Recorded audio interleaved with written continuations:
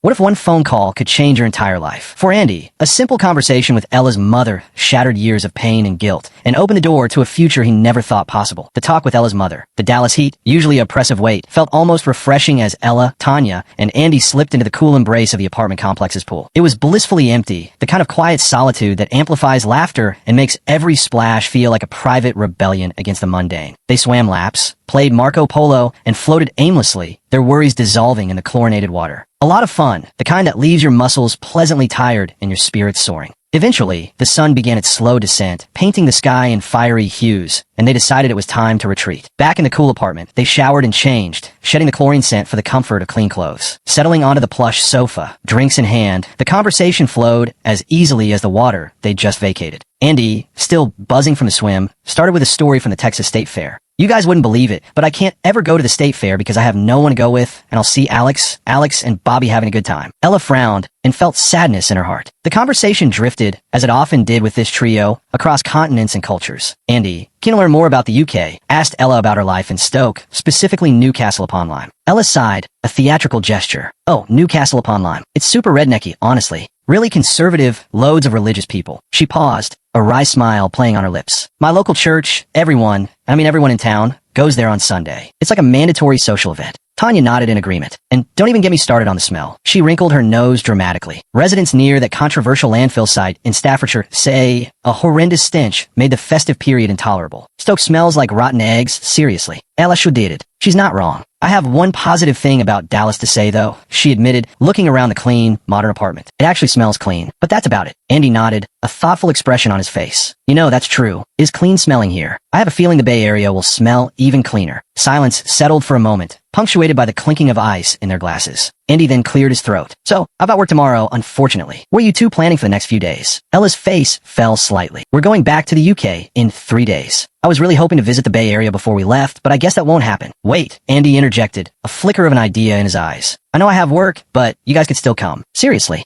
it's not a problem. Ella and Tanya exchanged a quick, excited glance. Really? Ella asked, her voice laced with hope. Absolutely, Andy confirmed, genuinely wanting them there. It would be great. Before they could plan any further, Ella's phone rang. It was her mother. Ella excused herself, taking the call into Andy's room. She closed the door softly behind her, leaving Tanya and Andy alone. So, the mall in Stoke, Tanya began, picking up an earlier thread. It's just boring. Seriously, nothing to do. But we do have some funny stories from there. Like the time, Tanya launched into an anecdote, her laughter echoing through the apartment, filling the space left by Ella's absence. Meanwhile, behind the closed door, Ella was pouring her heart out to her mother. Mom, I just feel so bad for Andy. He's such a genuinely good person. Her voice was low, tinged with empathy. I know he's made mistakes in the past, but it's like they're still haunting him. I've developed such a soft spot for him, honestly. She talked with her mommy for over an hour, discussing Andy's struggles and his past. Finally, the door opened. Ella emerged, a thoughtful expression on her face, and handed her phone to Andy. My mom wants to talk to you, she said simply. Andy took the phone, a knot forming in his stomach. He wasn't sure what to expect. Andy, Ella's mother's voice was warm, yet firm. You are a wonderful human being. Ella has told me so many positive things about you,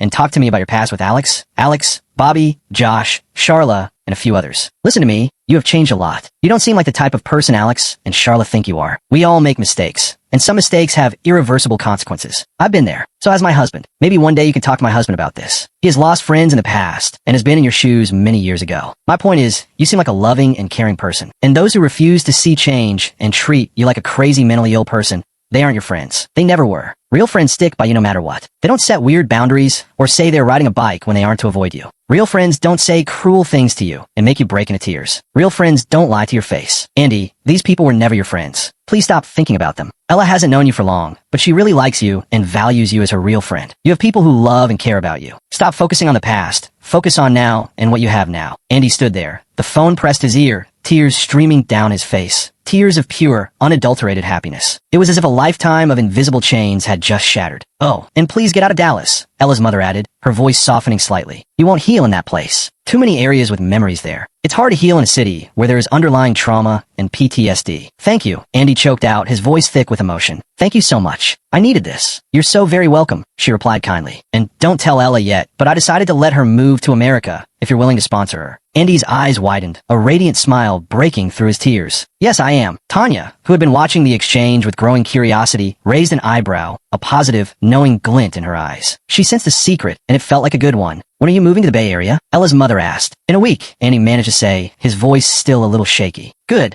she said decisively. I'll see how to get Ella's visa to stay in America. We'll figure it out. Goodbye. And thank you again, Andy said, before handing the phone back to a bewildered Ella. The apartment, already warmed by friendship and laughter, now vibrated with an almost palpable sense of happiness. For Andy, the weight of the past had lifted, replaced by the boundless potential of a future he hadn't dared to imagine just moments before. And in that moment, in the comfort of new friends, everything felt possible.